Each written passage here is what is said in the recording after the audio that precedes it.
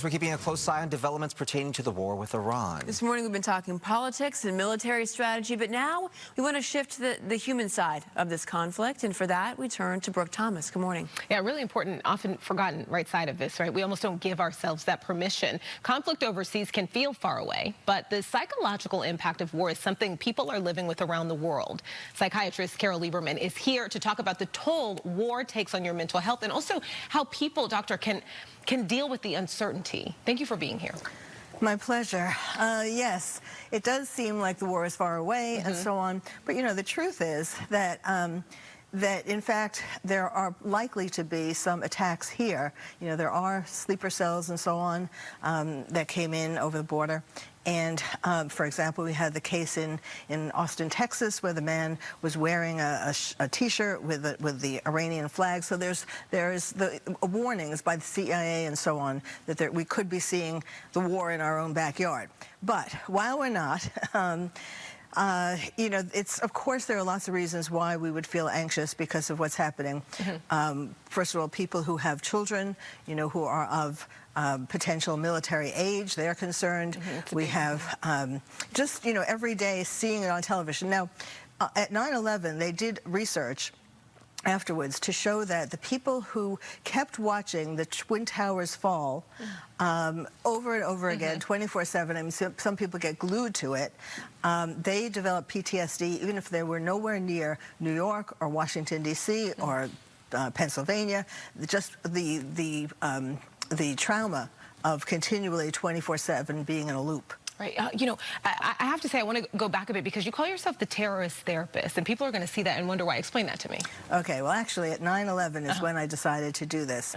I had the sense, and to be honest, I didn't really know very much about terrorism at 9/11.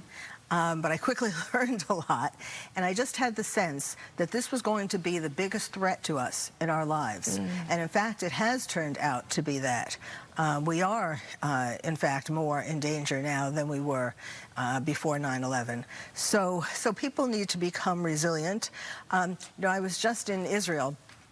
Because what that means, actually, why I call myself that is because, first of all, I've been helping people cope with terrorism, starting with 9/11, and then in England after their 9/11, 7/7, and Manchester after the concert, Ariana Grande, and Paris, of course, their terrorist attacks, and then more recently, Israel after 10/7. And one of the things that I learned from being in Israel, a way to be resilient, is the way that they are dealing with it, and certainly they do have PTSD, and now it's being triggered by the Iran war, but they are still grateful, you know, that this is happening.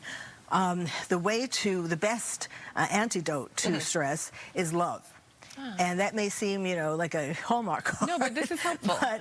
But there is such love and such for each other, for their family, for their country, that acts as a barrier to stress and to, you know, to falling apart. To falling apart. You know, speaking of falling apart, I have to, of course, I want to think about, like, people who have family members who are deployed. Days ago, immediately, you know, they get a little more tight in the chest, right? And then even worse when you found out about unfortunately, the 6 service members who were killed in Kuwait. You know, we had a family earlier this morning on Good Day LA, and a mother was saying that she says a prayer every day. They read the same one, every member of their family. What would you say to them in particular right now? Well, yes. First of all, that's a great coping mechanism. We really, you know, having faith in God, believing that there is a God who will protect us and protect their family members and so on, is really important. And everybody can do something like that, whether it's going to your church or synagogue or planting flowers or some kind of activity. It's like a rite, you know, R-I-T-E, right, that just shows that your heart is in the right place and that you know, bringing all of this good energy to it. And then, of course, there are things like walking in nature. We're very fortunate in California and Los Angeles. We can just walk on the beach. We can walk in the mountains. Things like nature is also an antidote to stress. You need to let yourself feel and kind of acknowledge it, and that way looking for any bit of joy and peace. Yes, yes. What is terrorist stress syndrome? Okay, yes, and I didn't actually finish answering. So I've written 2 books on terrorism. You know, I go and help people. You know, I have a podcast, The Terrorist Therapist Show. I have been all in since 9/11 because this is really the most serious thing. What is terrorist stress syndrome? It's a constellation of symptoms.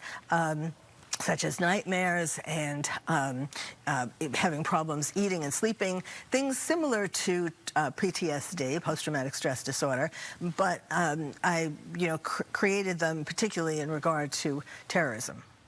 So, there are millions of people worldwide right now living with daily uncertainty about their own safety. Can you talk about a little bit about what that stress does to your mind?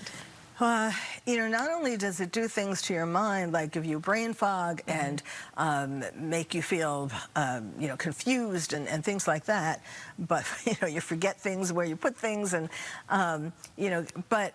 but it is affecting your body. That's what people, this is why it's so important to address the stress, because it is really having a silent effect on your body, on your heart, on all the different parts of your body, particularly if you have a particular organ or a system that is particularly vulnerable.